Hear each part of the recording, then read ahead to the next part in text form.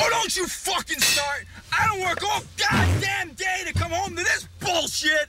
The mortgage is 3 months late! The bank will take the house if we don't pay them by Friday! Why'd you have to go and blow your whole goddamn check in the track? I was trying to make something happen around here! So why don't you please just shut your fucking mouth? Shut my fucking mouth! I gave up my goddamn life for you cleaning this fucking house and raising your daughter! Oh, and this is the thanks I get! You haven't brought in a fucking penny! You lay on the couch all goddamn day with that bottle in your hand, and if you did such a great job raising your daughter, how come she quit college? I'll tell you why, because she's fucked up like you and everyone else. Oh, why don't you go always fuck alone in a yourself? room with that It's door your locked playing the fucked up music. You're locked up in the... What the fuck is going on in there?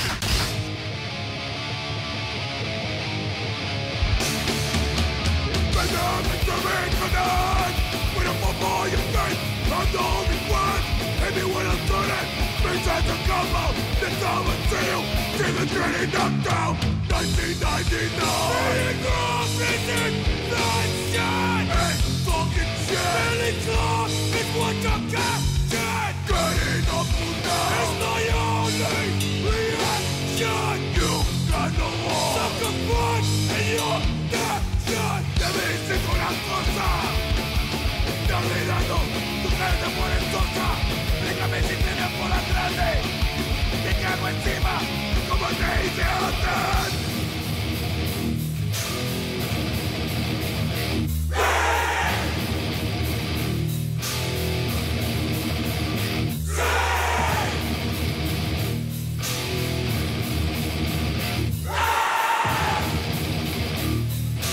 Really close to win! Are you feet?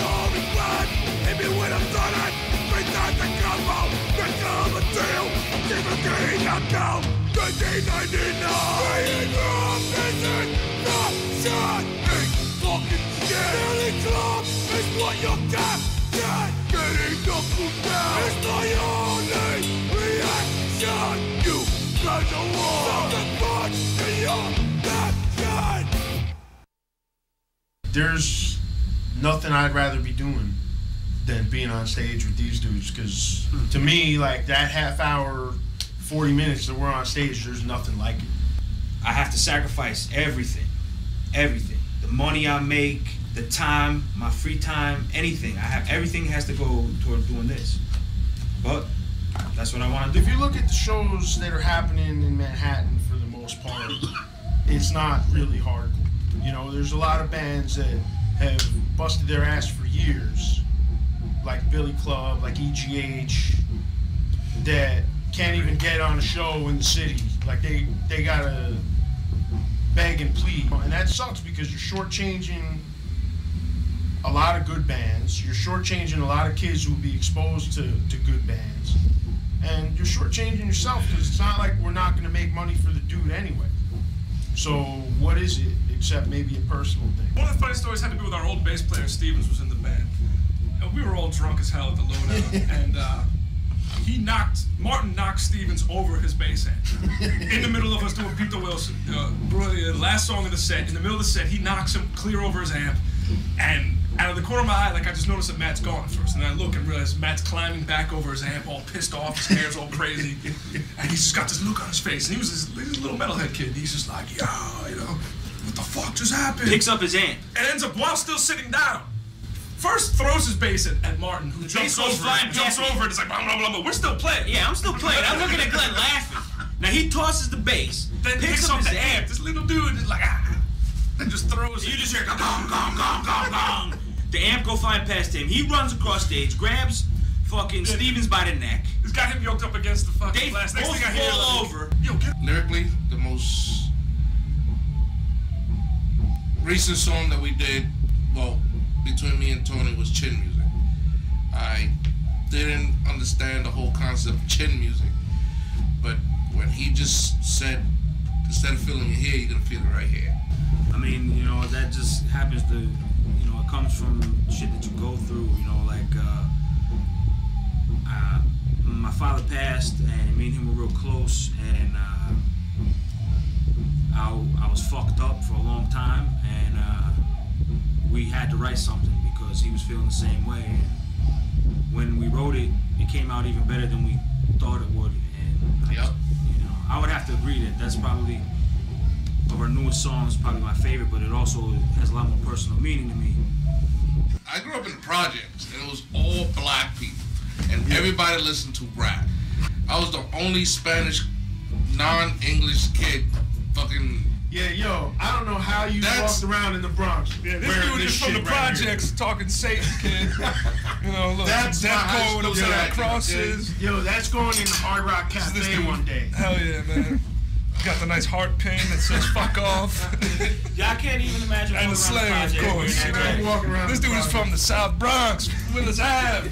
I got my ass kicked, I got eggs thrown at me, bottles thrown at me, and I'm still here. This part goes out to my best friend Barry, because if it wasn't for him, I used to go to my best friend and ask him, oh boy, I used to ask him for Poison videos. And he got tired of me asking for Poison videos. And he was like, yo, try this out. And he gave me Striper. I was like, oh, that's fucking awesome. Oh my God. From Striper, he gave me Slayer. I was like, wow. From Slayer, he gave me Sepultura, and he just took me all the way to Deicide, and that was it. I became the most diabolical motherfucker ever, man. Yo, Coming up here, you know, Oh, practicing here it comes. and meeting you. What were you listening to? What were you listening to? I listened to Menudo, bro. I was blasting Menudo. I'm talking about fucking jamming a fucking steering wheel, just, you know, doing all this shit. And I could go fucking play a fucking show in front of 500, 600 people, break out of the show and go to Merengue Club and rock my fucking ass with it. I could do that. Yeah, only he could do that. What I really like is when the white people just singing along, be like, "Narco cabrón!" Yeah, this Well, kid's most of them learning don't know language. what the fuck they They saying, have you know? no idea what they're saying. I had one kid came up to me, he was like, yo, cause of you, I fucking pass Spanish. I'm like, alright. And that's amazing. God. That was fucking awesome, you know, that's great. Charlene's 13, my daughter's 6, and my little man, how old is he? 8, no. 7 days. Yeah, 8 days old. I tried to write the other day, and my son is peeing all over the place. I'm like, oh man. And you look at the words, it's like, no. It's really fucking hard, but you know what? Because of them, I do this. That's another reason. I don't know why. I don't know. I'm not saying this shit's gonna bring me money or fortune or fame, but for some reason, it keeps me strong. It keeps me strong. It keeps me, yo, it keeps me going, man. Keeps me going. Yeah, but that's the best one. What is that? This That is a came from- rolling pin. That came from the Bronx. That's a rolling Somebody in pin the Bronx with a made pipe that stuck in the end and tape. That's impressive. Yo, a kid was like, yo, I made this for you. There was one that broke over my head. That hurt. You know, we don't let him use this. The scepter here. It's Oh, a different kind of business. oh, this is That's my the shit favorite. right there. Oh, yeah, here it is, man. Yo, my father used to beat the shit out of people. My father had one leg. So, with the wooden leg, you know, he used to, you know, get a lot of shit. So, I don't know what he did with it. He made this wood, like, really strong, like, put some kind of a... It's like petrified wood almost. Yeah, and he beat the shit out of a lot of people. And before he died, he was like, you know, you should use this. I was like, okay. And I did, and It lasted a long time, that one. it lasted a long fucking time. I gotta bring this back somehow.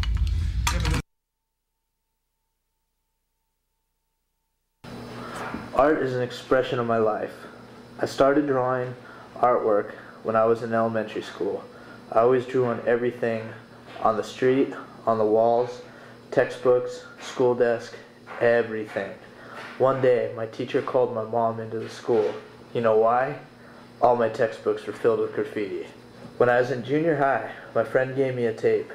I listened to that. Suddenly my heart went numb. What is this music? I asked my friend. Hardcore, he said. The band was called Agnostic Front. This was the first time I listened to hardcore music.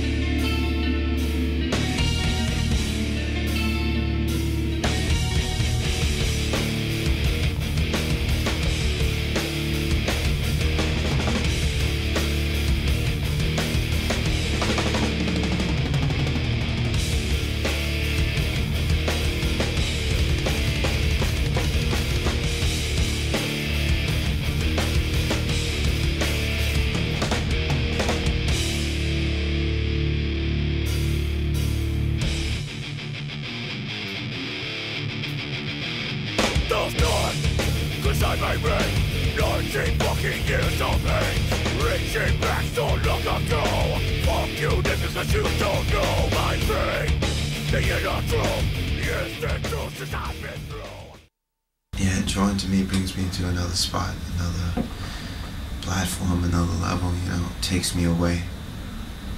Just like music. Music takes me away, you know. You see something in your heart, you put it down on paper, and it doesn't come out quite the way you want it to. Just draw it again, and then you draw it again. You keep drawing it until it comes out the way you want it to. This is the Everybody Gets Hurt poster. It took me 8 months to draw it. I was hacking away at it, and it was just like not getting done. It was almost like I couldn't do it because there was so much detail involved in it. And I wanted to put it out to all the people who fought for America and really didn't get no pay at the end of it. Really wound up living in nursing homes and stuff, not being able to afford nothing because they didn't have shit for benefits.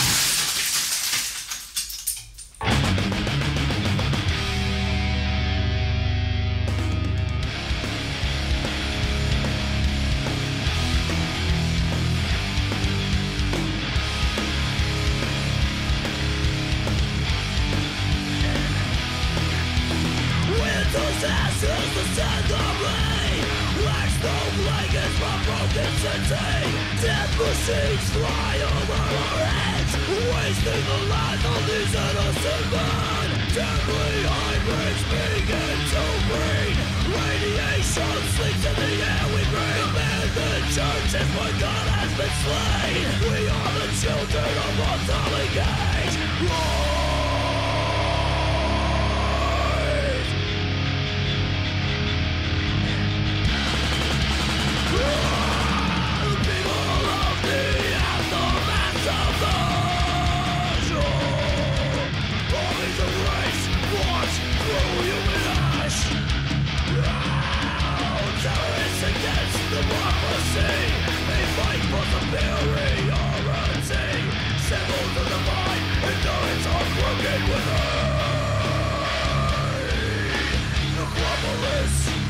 city of the town. The glamorous city of the town.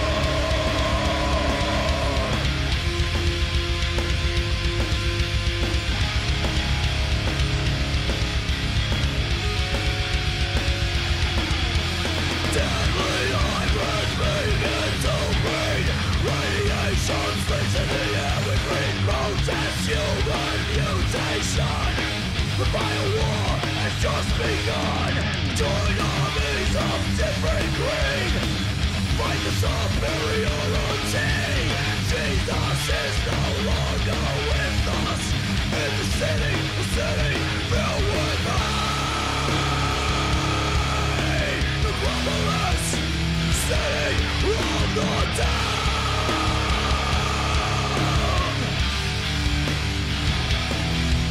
The glamorous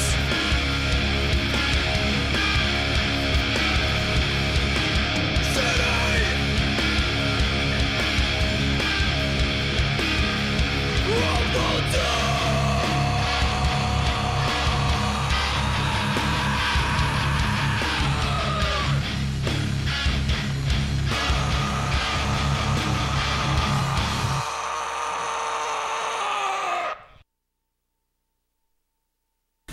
It's crazy because, you know, you get kids nowadays that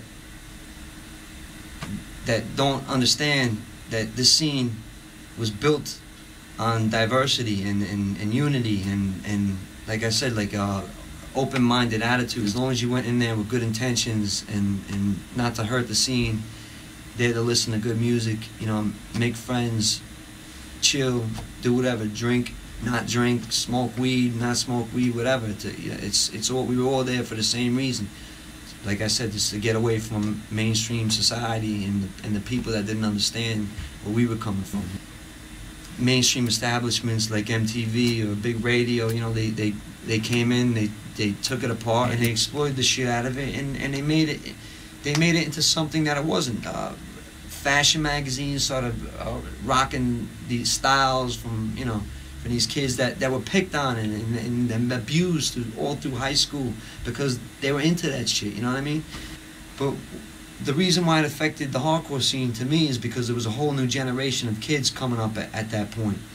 These kids, they seen something on the television and they took that as where it came from, and it's not true, you know what I mean? It came from deeper than that. It came from bands like the Bad Brains, you know what I mean? Bands like the Bad Brains who influenced even bands like Nirvana or the Melvins, whoever. But it just sucks because these young kids, you know, they didn't get a chance to really learn what it was all about, and they didn't know what they're missing. So now they're growing up teaching another generation of kids the way they learned it, and then so on and so on, and you know, it has that domino effect, and the meaning of true underground music gets swept away into the fucking garbage. You know what I mean? Part of that is from MTV, big radio, big magazines, big media, the establishment. You know, it was always the underground against the establishment because, you know, it was our home. It was not letting those people in after all the years that they abused us and never gave us a chance until they saw that there was some money involved. You know. And they'll take that and they'll use it. They'll take these poppy punk bands out on MTV right now. They'll take all the money, run it through the mill till it doesn't mean anything anymore, and then they'll throw it in the garbage. And then that's, you know, and that's the way those people think. They have no heart. They have no care about where it truly came from. And it sucks because originally it was something so pure and natural and genuine, which was why it was so cool. You know, you had to go out there and you had to go look for the records. Some bands didn't even have records out. Some bands just had demo tapes out. That band could be packing CBGB's, the Anthrax Club at the time, or wherever, just on a demo tape, because it wasn't really about big production. There's a couple songs that are straight up anti, like dope songs, heroin and heavy drugs like that. Like a new song called Dirty Needles and or Swineherd. I had a lot of friends who got all caught up in that scene, and it spawned from one person, you know, and that person brought it onto another person, and they learned about it, got caught up into it, and then, you know, the domino effect happened. And, you know, I seen a lot of kids die. Like, tons of my friends died on heroin. As a matter of fact, 5 in 2 months, 5 kids passed away through that, and it sucks, man, because they were good kids, really good kids. They just got caught up with the wrong people, the wrong scene, and you know, that stuff it's nothing to joke around with. It grasps a hold of you, it gets a hold of you, and once it does, you know, it's real hard to get out. And then we have other songs like Lionhearted, which deals with overcoming obstacles, overcoming whatever life throws in your way. You know, any problems, any obstacle, any hurdle, any wall that life throws in front of you. It's about mustering up the willpower to knock those walls down and get on top or climb up them and jump over them. I would love to see more participation the way it used to be, man. When I was growing up, seeing these bands for the first time, they had bands that were no names coming in to play the shows, you know what I mean? And kids went off. They went fucking hectic because they felt the music, you know what I mean? It wasn't about who you were or your status in the scene or what clique you were in. Kids were just appreciative that this music was here for them, and kids went off.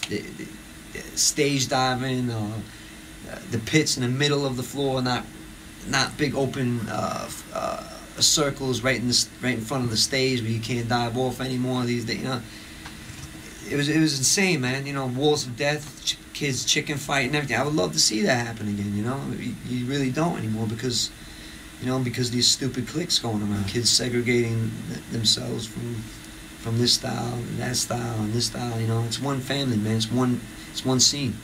Let's bring it back. You know?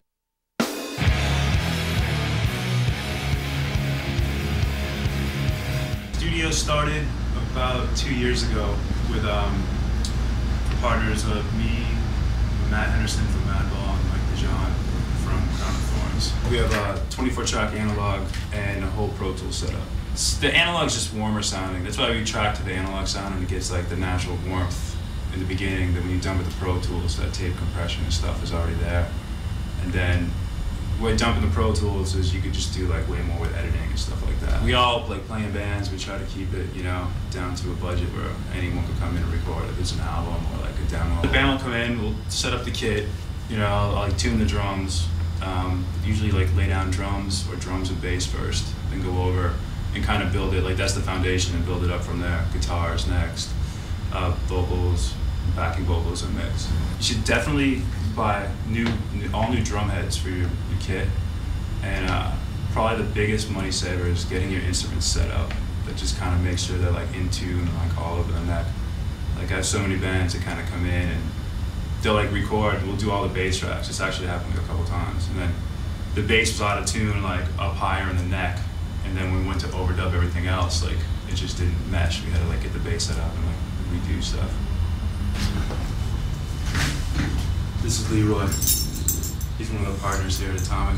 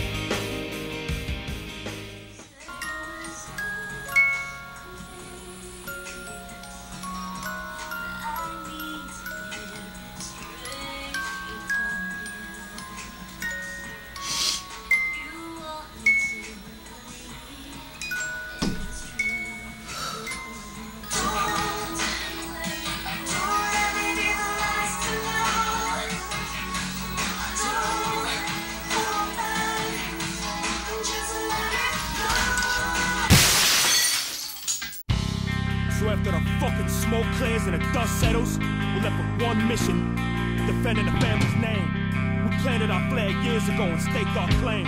This ain't more metal made for little bitches. This is war metal made for vendettas. The new breed, Billy Club sandwich, everybody gets hurt. Sworn enemy in the mighty, mighty irate. So right now, I'ma see just how far we shove this underground shit in your ass, bitch. I'll step up, you coward, fucking criminals. They're supposed to be rise up. One mission, rise up.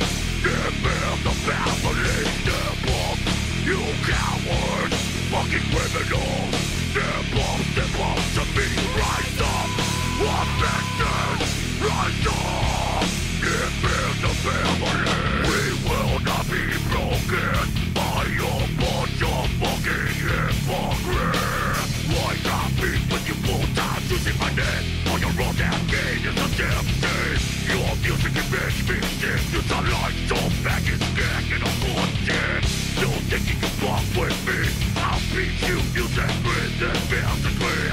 Straight up above New York, I got my soul step up against your step up. You coward, fucking criminals. Step up to me, rise up. Avengers, rise up. Defend the family, step up. You coward, fucking criminals. Step up to me, rise up. Avengers, rise up. Defend the family. Don't even try to plead your case. It's just got more holes in your fucking face. You're an establishment of a sponsorship. The song of forfeited. So fucking away you'll grow your bad, your friends and all your family too. I'm ashamed to be your dad. Right now you're making me mad. Yeah, you're making me wanna jump right on a plane. I'm clear, just a piece of rap. And my own fucking there's no real world open and I don't break down when someone fucks with my family. You should have been about this. Recognize that we bring it down. But you took the shady route. That's why I'm here to call you world.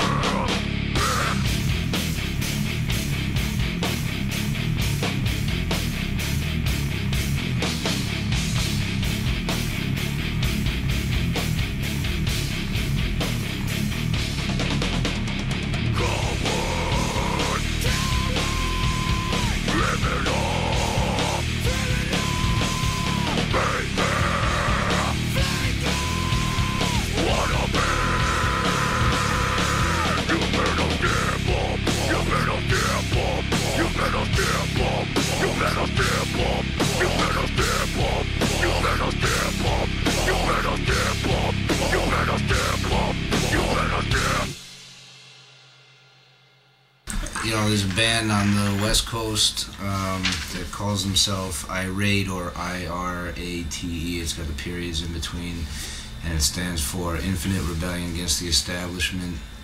And, you know, basically the whole thing started because their manager called me at one point and was like, you know, asking me questions about the band. It was, you know, I'd just woken up and blah, blah, blah. And then all of a sudden pulls this shit like, you know, well, we're named Irate too, and, you know, you guys shouldn't use that name anymore. We got a record deal, blah, blah, blah. And, you know, we've been around for a lot longer than they have, and they just put their first record out this year. You know, we're not going to pay money to go to court over it, and they want to, you know, be punks about it and, you know, use the name that they know we've had for a long time. As a kid, it was, you know, listening to it was an outlet, and, you know, wanting to learn how to, you know, play an instrument and do it. And then, you know, as an adult, I don't think that, you know, things still piss me off all the time, but it's like I have a positive outlet for it. It's like I can take it and I can, you know, write something about it, or take it out in a different way that maybe is even more, you know, more satisfying than you know, punching holes in the wall, or, you know, doing what you do when you're a kid. Friends, family, you know, kill your mother, rape your dog, all that shit. You know, and it's really not all about that, except for some death metal. Mm-hmm. But, you know, the music's good. It's just on a whole different level than, you know, what most people think it is. Pretty much everybody's just ignorant to what it's all about. You know, they hear the distorted guitars and they really can't make out the tones coming out of the guitars. So it's like in their minds, and they don't know what the fuck is going on. And it's just people screaming and all that shit. But it's really more to it when you sit down and you listen to it. Watch my dad when I was a kid, because he was into a lot of music. He played guitar and he was into like funk and blues, everything pretty much. He taught me my first guitar chords, and from there, you know, everything just came by ear. You know, I had really spent a lot of time trying to just analyze the music that I was listening to. And you look at both scenes and they both take from each other, because metal bands love the breakdowns that hardcore bands use and love that, you know, slow it down like that. And then hardcore bands definitely like, you know, it's like, you know, anyone who covers a Slayer tune, every hardcore kid in the fucking place is going crazy, you know. It's so I think it's sort of funny that they even get separated so much, because it's like they're really coming from the same place. They're both based on you know, on anger, really. Even with trying to distribute our own record, it's like, you know, you go to a hardcore label, and it's, or not a label, but a distributor, and it's too metal, and you go to a metal distributor, and they're like, oh, well, we don't want to do hardcore, it's more of a metal thing. But I think, you know, as far as people who listen to us that go, you know, they're gonna like us for what we do, and I don't think, you know, really whatever tag you want to put on us. I mean, musically, yeah, we are more metal, but we came out of New York, and we've been, you know, playing hardcore shows, you know, most of our you know, career as a band, so it's something like where we're in touch with both sides of it. People won't distribute your shit when you're DIY. It's like, you know, you don't really have a label name, you put it out yourselves, and we've tried to do promotions where we sent out a lot of things to radio stations that would play types of music like ours, that play other bands like us, but then because we're not on a label, even a label that they know, it's like, you know, the whole industry it's you know, it's all you gotta, everyone's fucking greasing each other's palms and shit, so if you're on the outside of that, to bust into that bubble is not exactly easy. It's definitely a benefit to having someone who's sort of, you know, in the loop already helping you out, as opposed to you being like, yo, help us out, and, you know, or do this, or, you know, buy our shit, or check this out, and nobody even fucking listens to you, because it's like, you know, who the fuck are you? You don't have a label, you're not this or that, you know. That's pretty much how most people would treat you when you don't have one. So, not that I think, you know, it should be that way, but the reality is it is that way. It's hard to find metalheads, you know, in the Bronx. I remember going to school, and, you know, the metalhead crew was just like a bunch, like maybe 5-6 guys, you know, real diehard metal fans, and, you know. How big was your school? Maybe 4,000 or 5,000 kids. Five out of 4,000 or 5,000 rappers. All right. five metal kids. 5 metal. And merengue kids. All right. When I was a kid, I was convinced that white people were cool. Being black was like, damn. I remember being all upset, like, I want to be white. I wish I was white. Her head hangs down.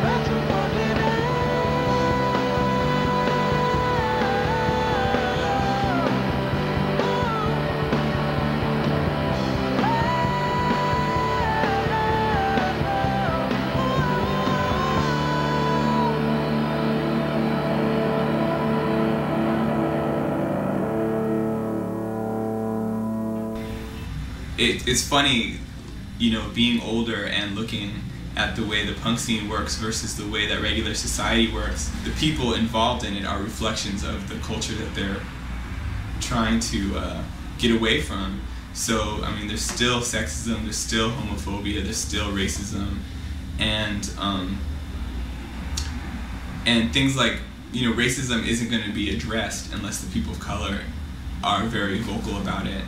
And it's hard to be like that one person who's different and to speak up against all the other people. The reality is that, like, most people who get involved in punk get involved because they kind of feel like different from other people, and this was like a place where they could feel a little bit more comfortable. For black folks, that's a reality too, but even within the community, you feel different, you know, because it's like you're probably the only person there who is black. On the same tip, you know, when you go back to your neighborhood or you're with your family or whatever, and you're doing this thing that is considered white, again, you have people putting you on the other, kind of, you know, as an other. So, you know, once again, you're in this place where, you know, you're a punk to them, you're a punk to the punks. You know, it's like, it's another experience, definitely. Even doing a screening, like, I'll see, you know, say I go to Chicago, right? I'll be there, and there'll be all these people of color who are into the punk scene there, right? And none of them knew each other before, you know? And, you know, they're standing up during the Q&A telling me, like, how they're alone in the scene, this, that, and the other. And I'm like, look around you. There are so many. Look at, like, you know, you're not alone. You just are not reaching out. You know, when I went downtown, I saw a bunch of dynamics. Of course, there was the overall downtown thing, but within that, there was all these subdivisions of genre. You know, even within punk rock, there was like the drunk punks, then the peace punks, the political punks, the squatting punks. Some of them were all down in the same set, some weren't. Then there was the poser punks. Then you had the skinheads, you had the Krishna skins, then you had the straight edge skins, you had the sharp skins, you had the Nazi skins. I mean, the shit was like, wow, this shit was nuts. It started just getting like, whoa, you know, like, where do I fit in now? Like, I felt like that I totally didn't fit in with the white punk kids, you know what I'm saying? It's like, I had to go out of my way to prove that I was punk to them. I have to go, like, 9 times harder than the average person, or let's say a white person. I would put up my mohawk and I would, you know, rip my t-shirt and put all these safety pins on and cut myself with a razor and, you know, all this junk. And one of the first times I actually grew dreads was because I felt that I wanted to have the flowing hair of the Caucasian. I really wanted to have spiky hair. And eventually, I think at the end of high school, I straightened my hair to have spiky hair. I really wanted to have punk rock hair. I actually did straighten my hair for a while. You know, I was always straightening my stuff. I actually stopped straightening my hair for this whole summer, and I felt really like I was being stared at. I felt really conspicuous, and like people were really judging me. When I first started going to shows, and like I was the only African American kid there, it was kind of weird. It was kind of like I felt out of place, and like I didn't really know like who to talk to and like where to stand and like if I should be here. I would feel like everyone turns around, look at the black girl coming in. You know, I'm usually always the only black person. Usually, I'm the only fucking black kid at shows. It's usually I'm the only black person. Yeah, I was like the only black person there. And I'm the only one that I know. Wow. There's 300 white kids and 2 black kids. He's just like, damn. Yeah. How would you like to fuck my ass? How would you like to fuck my ass? It's open.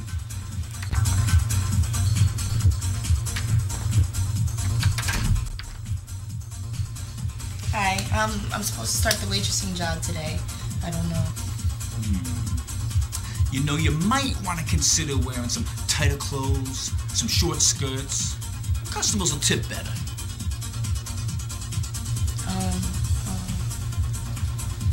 Yeah. Do the girls make a lot of money in tips here? The girls, honey, the tips all go to me. How do you think I keep this place in business?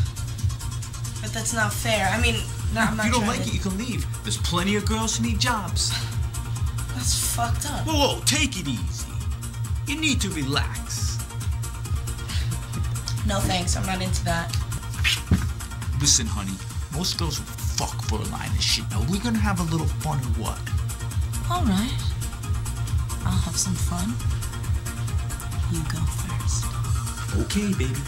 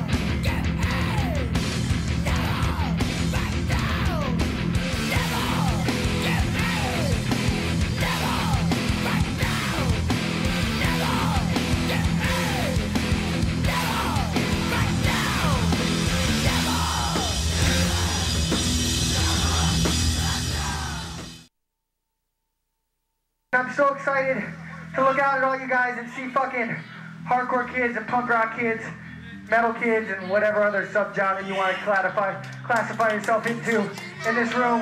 There's no reason not for us to get along, for us not to come to shows together and fucking be friends. We don't even have to fucking be friends. We just have to be able to coexist in this room for the 5 hours that we're here without beating the shit out of each other.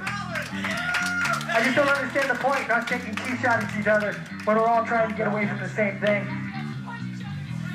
Definitely in like high school and like, you know, like middle school and high school and stuff, I really never really fit in. I was like never really fully into sports or anything. I was just kind of like, I didn't get along with like all like the jock kids and stuff. I started going to shows and I found this community of people that were like pretty much just like me.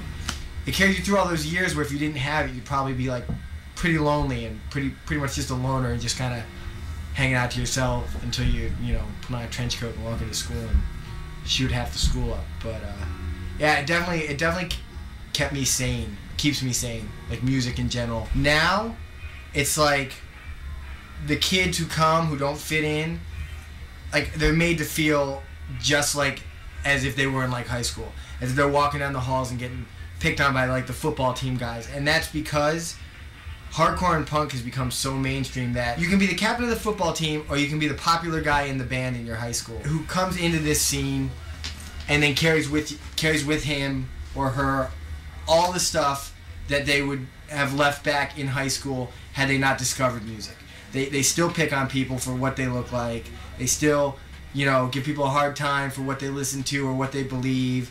And yeah, I honestly believe that like now it's kind of like hardcore and punk has kind of become like really convoluted and weird, and like definitely instead of like at times I see it instead of being an escape for a lot of people, or an escape for all of us, or us pulling our community away from like the fucked up shit that goes on. The greater issues of society that we should be like fighting against, I see filtering down into the scene as being accepted.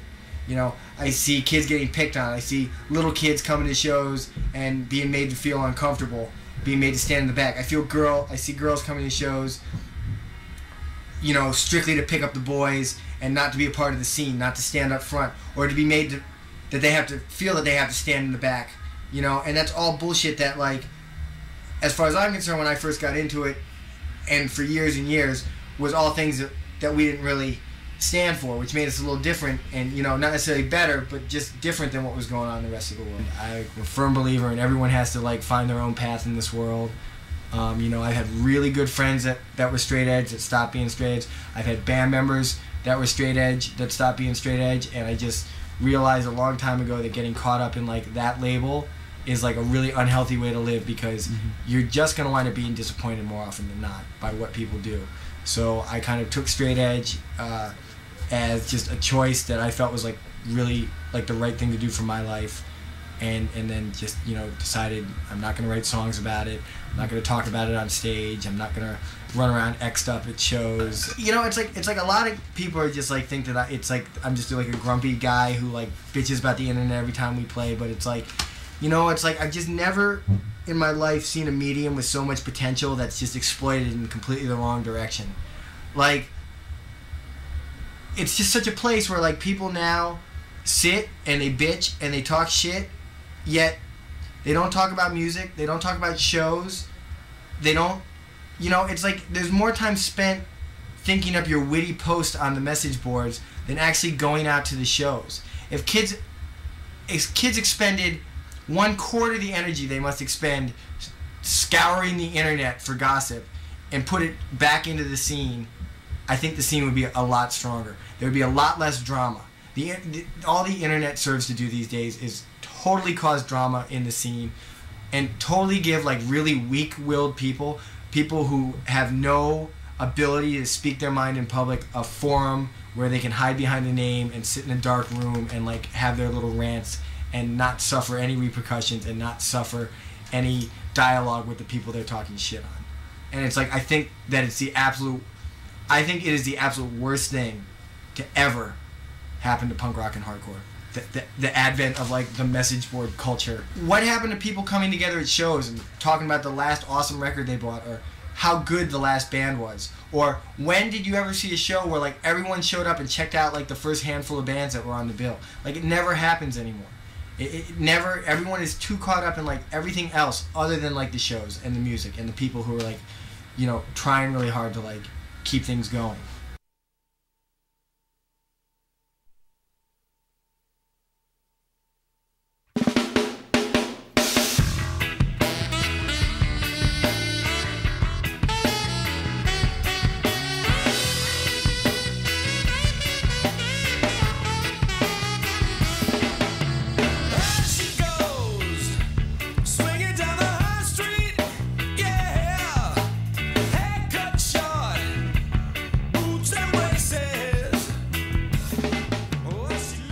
Nothing better to do with our lives. Nowhere to, well, where do we go when we get back from tour? You know, there's nowhere to go. That's what we just complained about. So this is like at least a place to do interviews, a place for our friends to, all our friends have tattoos, a place to get tattooed.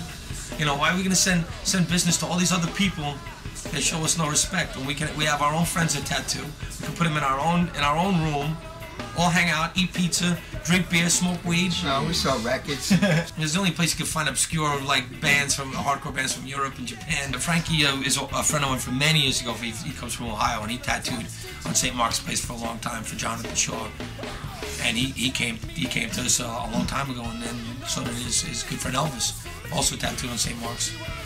And they're just, you know, they're part of more of our circle, our family. So that's where they come from, and that's, I think people that are part of go to hardcore shows, like our hardcore bands, that the tattoo artists are into the same music, into the same stuff. So when you want to get a certain tattoo, they understand what you want to get. There's tattoo galleries and tattoo parlors. This is a tattoo parlor. We sit, we smoke cigars, we drink beer, and we get tattooed, and we talk a lot of shit. You got any cigars? It's a beauty parlor for ugly people. It's the best tattoo parlor in New York. The toughest. The toughest. You gotta come here. Joey Fajugats. Joey Fajugats. He's from the neighborhood, Joey Fajugats. He's one of those guys. Yeah, he's one of them guys, you know? You know, Joey Fajugats. You know that guy over there? He's that guy. He's that guy. You know? You know what I'm talking about? That's who Joey Fajugats. Wait a minute. Come here, when you break your arm and tattoo it. That's it. After we tattoo your arm, we'll break it. Send you to Joey Fajugats to the back room, lump you up. That's the story of Joey Fajugats there. There is no story. You know, I had like a regular job, union job, dropped out of high school and was fixing elevators. But I was also playing in a band at night. And the boss told me one day, he was like, well, you're always late for work. He's like, you know, you can do one thing or the other. And you could always be an elevator mechanic. That's what I was doing, but you can't always be a musician. And I was like, I mean, I could always make music, but at the age I was at, you know, he was right in a lot of ways, but also wrong in other ways, because it's always good to have something else to fall on. Because this is not a living, it's a life. And it's a non-stop struggle to pay the band's bills, to just go to you can't go to the dentist, because you can't afford practice. It's just like you're paying to fix the van. You know, when you really make this your life, it's very, very, very, very hard. Especially with a form of music such as hardcore, which doesn't get acknowledged by anyone. You know, you go to the Rock and Roll Hall of Fame, they go from punk to metal, jump over hardcore and go to grunge, and they don't even mention the form of hardcore music. But yet it's one of the longest lasting forms of music that there are right now, if you think about it. Back then there wasn't much of a difference. Punk and it was hardcore. The term was called hardcore punk rock. And to me, hardcore punk rock represented, you know, it represented not going so extreme to the fashion part of punk music. So hardcore punk rock was a dressed down form of punk music. I think it could really confuse kids now that are getting into the music, because a lot of this stuff now is pop music, and it's not punk music. Punk music sings in the streets. It sings of politics, social strife, you know, things like that. Once all the record labels and stuff came into this whole thing, it was just like it messed everything up. Because people's, you know, money's involved. Once money gets involved, and a lot of money, people change. It's not, you know, to do it for nothing is to do it for love. To do it for money is different. First of all, they're trying to tell you what to do. Because, and it's not even that they're paying you, they're just lending you money. You have to recoup all that money, which inevitably becomes the destruction of the band. I mean, sheer terror happened to them. They signed to a major label. Signed to a major label, they expect major sales. If you don't sell a lot of records, then you're done. And not only are you done, but the record you just put out, they own. So then they don't put that record out, your fan base can't get it, and they don't feel it viable to put out anymore. So now you're stuck. They own your music, they own the songs, they own the record. You can't put the record out to your fans, you can't even sell them at shows. You're fucked, you're done. I mean, there's a lot of so-called hardcore and punk rock labels out there that do the same thing. They monopolize the scene. Certain tours, like the Warped Tour, does the same thing. You know, just certain bands on certain labels or with certain managers or affiliated with certain lawyers or certain agencies get on that tour. I think it also destroys the local punk club. It'd be one thing if they had that show, which it travels through the whole United States, and after the show they do a small show, you know, or they do support the local punk club, do a show there, or have the after show party there. But they really, it seems it's an all take and no give. A lot of people say support the scene, but they're the first ones sneaking into the show for free. They're the first ones sneaking quarts of beer in and not supporting the bar. What supports the scene? People paying to get in, people buying drinks at the bar, and it shows that the bands are worth something. You know, not showing up with a quart of beer under your jacket, starting a fight, sneaking in the back door, and kicking the toilet or the sink out of the wall. You know, that destroys a scene. That destroys a show. Then you never see hardcore band. Then kids complain, oh, there's nowhere to play. Well, maybe you should have thought about that after you trashed the bathroom, play a show. Well, you can't take yourself too seriously, because if you do, you're a fool. And then you're actually more funny to the people around you than you think. I got a lot of friends that just stand there and just like grumpy, and what does that prove? You know, it doesn't prove anything. It gives you a headache and it makes you look like a jerk. And the people that have to show off and show that they're tough and angry all the time are very insecure people. You know, I can be silly and I can be happy and I can have a good time, and I know I have a lot of love for my friends. I don't need to emanate a tough guy persona, you know. But a lot of bands I also feel are just pegged into this. They have to play this dun dun dun dun dun, which a lot of it now is metal. You know, if you really listen to it and compare it to other music, it's not really we've lost our punk roots, and it's turning into this metal monster. And I don't know. Maybe I'm an old man, but I don't like it. I like punk rock. I like hardcore punk rock. It's tough guy shit. What is this? What do you got to prove? No, I got nothing to fucking prove, man. I am who I am, you know? And if you got a problem with me, here I am. But unfortunately, to hear about 500 songs about that, it gets a little played. Try singing about pussy. Try getting laid. You know, that's what we need more at shows. Girls. Girls are nice. They smell good and they taste good. And there's no guy, if you look, it's just guys at the shows. It's a dude ranch. That also goes to the fact that there's too many fights. Girls don't want to stand around while a bunch of guys beat each other up. It is very, very homoerotic, so to say. It's just a bunch of guys with no shirts on punching the shit out of each other. That's not what I got into this for.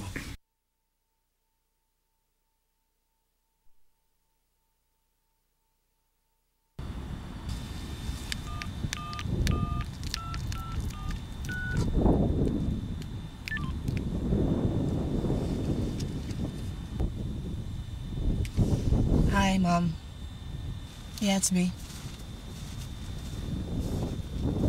Yeah, I know. I just wanted to let you know I'm okay, alright? I know. I am too. I've just been thinking a lot. There's just some things I wanted to talk to you about, and I think I have to say, you know? Well, I mean, look at us. Look at our family.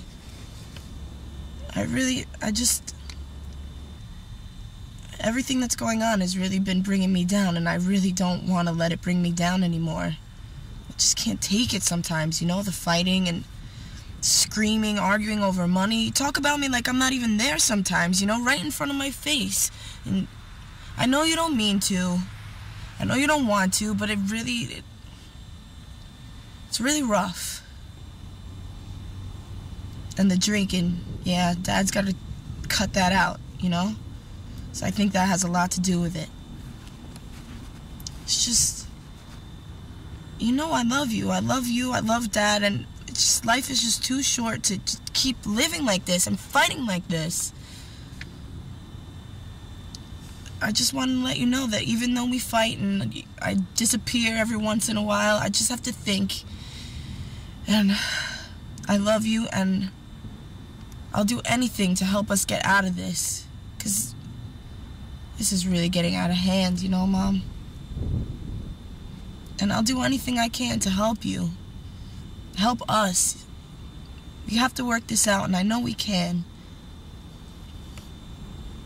And you know, I have all these things that I want to do with my life, and I got this great offer coming up, and I have to take it, and I need to know that you're going to support me and that it's going to be okay. What am I doing? Well,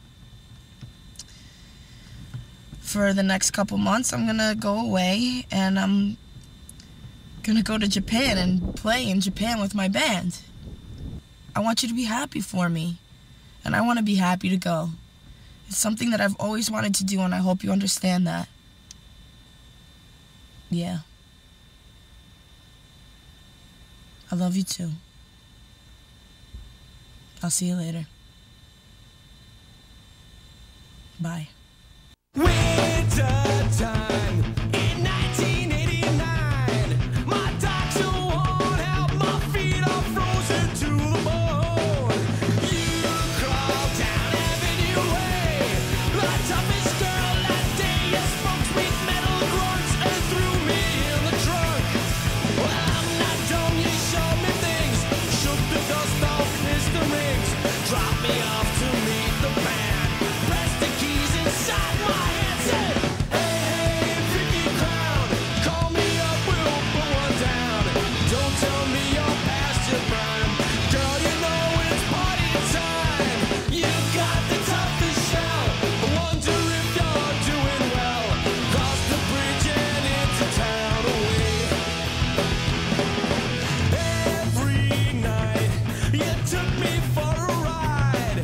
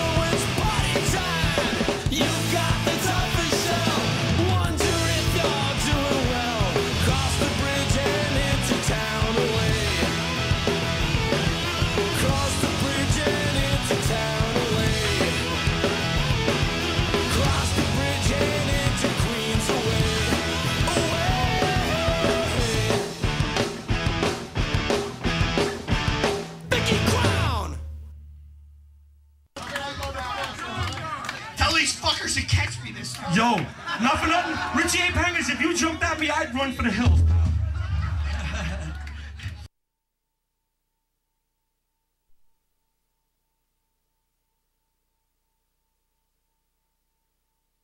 Well, I started playing music when I was 2 years old, so I've been playing music my whole life. I was still am constantly classically trained violinist, and I was going to be a concert violinist. And just, you know, life happens and you start getting angry, and here came metal, and from metal I found hardcore and punk and all that through friends, through going to school. I got taken to a show at Wetlands, I think, and just fell in love and started going to shows every week. My first hardcore show, I think, was 13 Stitches and Yuppie Side at the Wetlands. And I actually never been in a show like that before. I'd only been to stadium shows, things like that, and it's my first show at a club. And my friend and I were dancing. I forgot what we were doing. I was like, this is great! You know, everybody's kicking and flying around, and we started spinning. And we just did this nice headbutt thing. And I just felt this trickle of blood. I was like, it's not me. Wow. And I looked at my friend, and his head is just cut open. I was like, yes! I love this. So we spent the rest of that show at the hospital. So I missed the show. Only saw one band. That was my first hardcore show. Music has been the way that I express myself. And hardcore is special in the sense that it doesn't come from this whole fantasy world that you build yourself up. It's not, you know, it's not metal monsters or, you know, rap gangsters so much. Well, not all of it, but, you know, it's like Joey down the block. Joey Fachigats down the block wrote a song because his, you know, his friend dicked him over or, you know, broke up with your girlfriend, or you're just angry, or you lost your best friend, or somebody in your family died, or it just comes from a very real place, and it doesn't try to be fancy, and it doesn't put on airs. It's just real, and that's the most special part of it for me. But it doesn't try to be complicated. It doesn't try to be technical. It doesn't try to impress you. It just, when it's honest, it's good, and that's what makes it that special, is the honesty. The fact that you say, look, I'm angry, and I'm going to show you how angry I am. I'm not going to try to make it pretty, and it may not rhyme, and we may fuck up the song every time, but this is me. Well, my violin teacher wasn't shocked at all, because he actually, he taught me ever since I was, I think, 10 years old, and I was in orchestra, and I was going through my pre-teen crisis, teen crisis, and dressing all in black, and he just turns to me one day, he's like, what's going on with you? I'm like, what do you mean? He's like, you're just different. And the logical question, I think, for most people, their next question would be, are you on drugs? And he turns to me and he says, what are you listening to? And I said, you want to know what I'm listening to? Come here. I got my mom's car keys. It's the middle of a orchestra rehearsal on a Saturday. And I go in the car with him, and I put on the stereo, and I put in Metallica Ride the Lightning, and we listened to the whole album beginning to end. And he says, Frank Levitin says to me, them guys got some fucking balls. This is good. You keep listening to this. You keep doing it. I think people that really know you or know me, they know when something is real and something is from the heart and it's positive. They're gonna encourage you to continue, and that's what he did.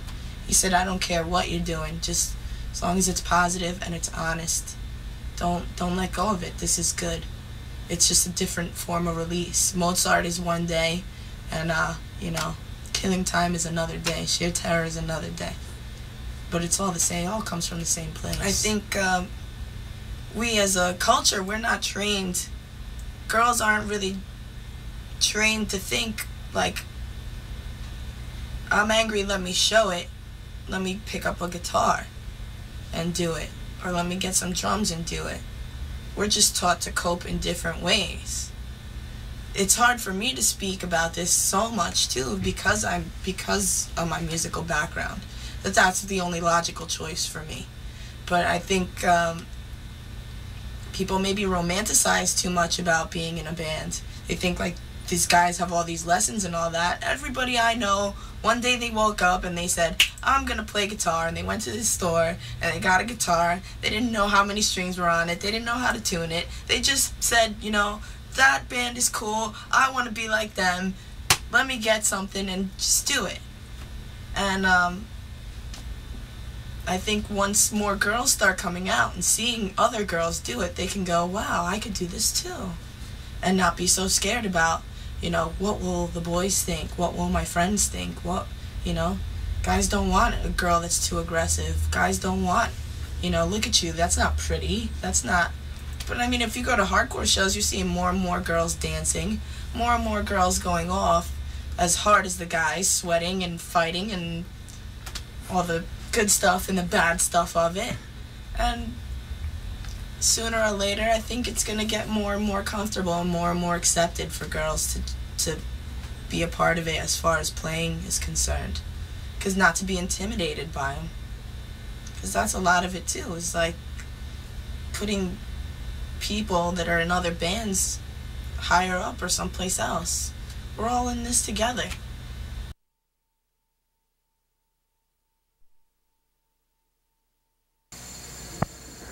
I gotta tell you the truth. If many of mine came home like this, I would be scared to death.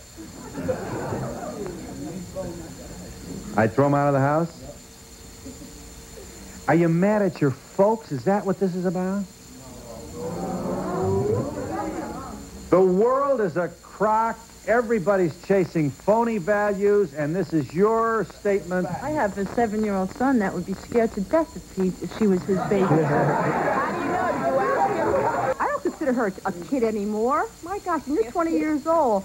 You know, you should be doing a little bit more with your life than sitting there going like this. What do you suggest I do with my life? Well, I have a 14-year-old daughter who goes to school, babysits to buy her own clothes and things like that. Do these kids go to school? Do they babysit? Buy some clothes, yeah. Well, does that make you angry? And how would you feel if your child did that?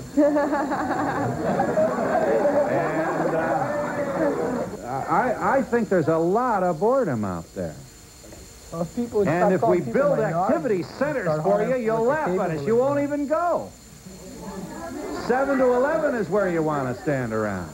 It's more or less, we notice problems in our society, and we will express our dissatisfaction over them, and then because of our true concern, we will propose a solution for the problems. Is there some kind of joy? Do you get a little bit of a kick out of making a... Look how thrilled this woman is. You know what I mean? I know how she feels. Now, do you get some kick out of making us feel that way? What way do you feel? Everybody feel anyway. We're just we're doing our own thing. We're just having fun. But I think they're very insightful young people. What do these kids really want, and what are you looking for? I want money. I want to have fun. I'm looking for... Well, people are always seeming to try to tell us what to do, where to go, how to talk, how to walk, what to wear. And I think that our culture, or whatever you want to call it, our friends, we're all just friends, really. Yeah. We're just trying to say that maybe there's an alternative to what is set before us and dictated to us. Yeah. I think the problem I have with the group is it's against prejudice and it's against stereotype, and yet they do the same to the other majority. And it's sort of, you're guilty of the sins that you seek to condemn. Yes. I feel that you people have excessive needs for attention. You are all drug-free. Oh, definitely. Of course.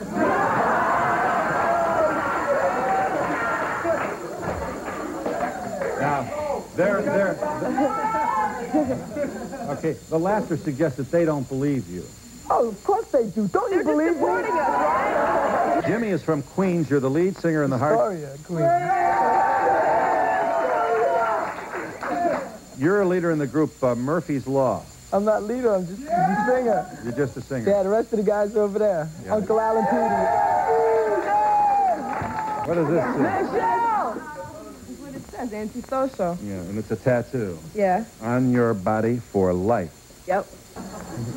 This is a group of people who, from the moment they were old enough to know what's what, had adults, including parents, saying, how come you're not doing, how come you, why are you, you're always criticism all the time, you're always criticism, and so you get to be 16 and you paint your hair orange, you give them the finger and you say, now I've done everything you expected me to do, and you're loving it.